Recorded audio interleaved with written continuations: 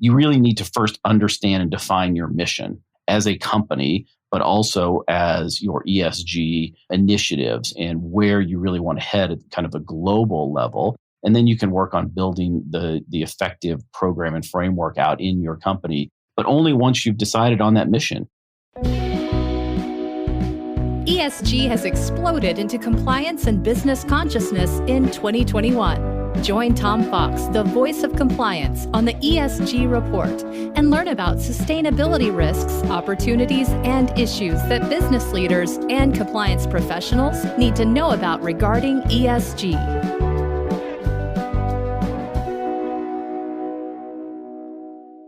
Hello, everyone. This is Tom Fox, back for another episode. And today, I'm extremely pleased to have with me Stephen Martin. Stephen and I have been colleagues a long time, and he is a partner at StoneTurn. So, Stephen, first of all, welcome to the podcast. Thanks, Tom. Always great to be on your podcast. Look forward to the conversation today. Stephen, could you tell us what your current role is? Yeah, as you mentioned, I'm a partner at StoneTurn. StoneTurn is a global advisory services firm.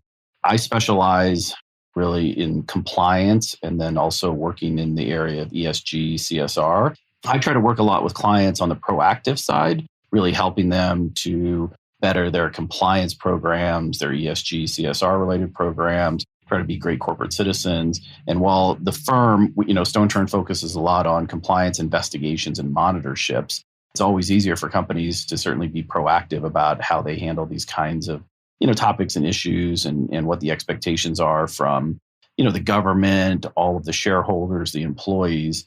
And that makes it fun, for my job to be able to really work on helping companies be better corporate citizens. Stephen, you, over the years, developed a framework for compliance programs, the 6 elements of an effective compliance program. And you and I and your team at StoneTurn use those same concepts of compliance framework to come up with an ESG framework. So I found it really interesting and something I think is going to be incredibly useful. So could you just describe for our listeners visually, what does the framework look like? Yeah, so, it's a really interesting topic here. Tom, you and I have been working and talking about compliance, for a number of years. And now there's really a focus on ESG and CSR. And for those listening in that aren't familiar with that, what you're really talking about is environmental sustainability, social consciousness and governance, and then really corporate social responsibility holistically of what are the responsibilities of a corporation other than just making money, right? That's an important, critical concept. But what kind of positive impact do you have in your community, however you define it? How do you work on behalf of all employees, stakeholders, and the community in general to be a great corporate citizen? And so when you think about it, a lot of the things that go into compliance and certainly ethical behavior, right? So taking that next step from compliance to ethics and now taking that step into ESG and CSR related activities, to me, it's kind of a natural transition, especially for compliance officers, thinking about how do they have a better seat at the table, more impact from a proactive standpoint on helping the company from a strategic initiative standpoint and moving the company forward and working with executives to really define what we're going to talk about here as, this ESG component to corporations. There's a lot of debate now or discussion really about, should compliance officers be involved in ESG and CSR? And I actually, think that the skill sets that compliance officers bring are perfect for really helping companies understand this area. And so one of the things that you and I and the team has done here is take, our kind of compliance framework and, layer on this ESG approach and CSR approach. And so that's what I really want to talk to the audience today about and walk them through it. And it is a kind of a core mission for companies. And so we'll talk about that. And then it's really what are the 5 elements of an effective ESG program? So why is mission and governance at the core, Stephen? So mission and governance really, because when you think about it, the mission of the company, what the company is designed to do, what you're trying to do, in terms of your corporate strategy is critical in ESG. I mean, you see companies like Whole Foods or Patagonia that are very focused on this mission that is not just about how much profitability they can drive, but how can they have a positive impact on the community. And they define their missions obviously very different from Patagonia to Whole Foods. When you look at it by industry or by type of company, the ESG and CSR related programs are very different. And so what we talk to companies about is you really need to first understand and define your mission as a company, but also as your ESG initiatives and where you really want to head at kind of a global level. And then you can work on building the effective program and framework out in your company, but only once you've decided on that mission. So is it going to be more of an environmental focus on carbon? Is it more of going to be an international focus on what are you doing from, a positive social impact? And so there are a lot of different pieces that can go into it, and companies have a lot of flexibility on how they build out an ESG program, but you can't do it unless you have a clearly defined mission. And then you have the right governance around it, meaning that you have the support of senior management and the board, that you have somebody who is, the chief sustainability officer or the compliance officer is filling and taking in that role, and building it into the compliance program, that you have effective resources to be able to do this both internally and externally. And so that's all really what I think of as the core, because until you define your mission and appropriately resource it, you're never really going to be effective in moving forward on an ESG program front. So what are some of the key questions you suggest, or you would ask, or you would suggest a compliance officer looking at this mission and governance core ask their company internally? I think first is, what are the organization's long-term goals? Especially in respect to ESG. And when you think of ESG, you want to try and define, each one of those kind of three categories and how you're going to have an impact. And then you want to think about, okay, what are our long-term goals? Are they realistic given our company's industry, our resources, and our risk profile? If you talk about reducing your carbon footprint or clean energy, that's going to be a very different conversation in an oil and gas company than it would be in a tech company, or it might be in a manufacturing company. And so I think you have to think about long-term goals. Where do you want to see the company from a business standpoint, but also from a community positive impact standpoint? And then how can you realistically plan kind of in the medium to longer term timeframes to meet those goals, but only if, it fits into your industry and your resources. Then I also think you want to think about, how do you handle it from the government standpoint, which is, do you build a sustainability office? Do you have it handled by investor relations or communications, or it is in compliance and legal? How do you market or utilize the positive impact you're having through your mission statement? And how do you think about ESG as, a business driver and something that's going to be not only good for the community, but really good for all of the stakeholders, including your shareholders in the business? I try to get companies to think about this specific topic in more of a long-term approach, and then building the program to support it. So let me turn now to the 5 elements, Stephen. Could you go through the 5 elements and then maybe take us into a detailed dive into each element? Sure. For the compliance folks that are listening here, you're going to sort of recognize, the flow of how these 5 elements might work, and you'll see some of the things that will be close to, compliance. One is around, risk and materiality assessment. And while we talk a lot about risk assessment in the compliance area, here it's really about your ESG initiatives and what risks do those pose for your organization, and what kind of material impact can they have, both positive or negative. We're thinking about it a little bit different in really understanding that materiality assessment in looking at the program. Then we have, policies and procedures, and then as companies develop them, controls around it. So, if you're reporting data or information, and again, I'll go back to like CO2 emissions or environmental impacts where people will be measuring those. There's all different types of things that you might be measuring, but you want to set policy on ESG, and then you may set, specific policies around some of the key initiatives in the program, but then really the procedures and the controls, they're going to help your company ultimately get there. The next category is reporting and communication.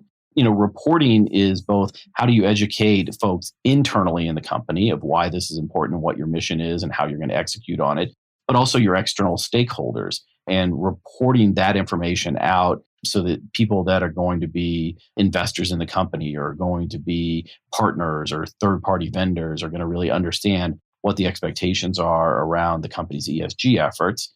And then you also want to make sure that if you're a publicly traded company, that your organization's reporting aligns with some of the requirements under SASB or with the SEC or others that may be looking at this, including NGOs globally. What we're seeing is an increase certainly in understanding companies reporting and whether they're meeting their obligations or whether they're meeting the kind of standards or information that they're putting out publicly, and it's being tested, right? And so you're going to see that happening as well.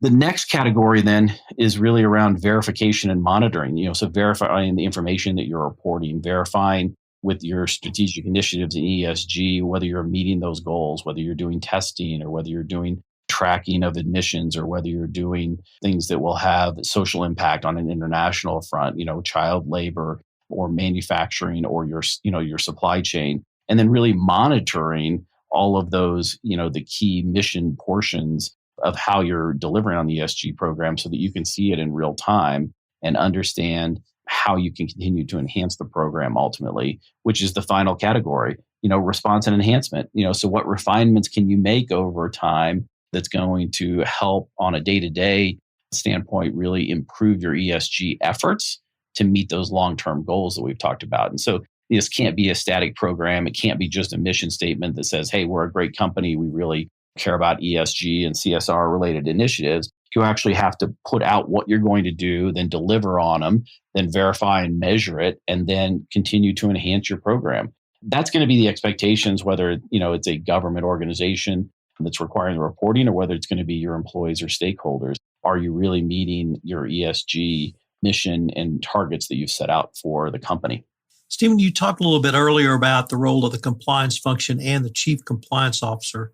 I see compliance is really uniquely situated to lead ESG for a couple of other reasons, other than the elements you went through. One is that compliance literally works across an organization. It really has a touch point in every other corporate function. And now with the Department of Justice mandating the availability of data, that's only enhanced the compliance officer's really transactional ability to review and influence corporate policy.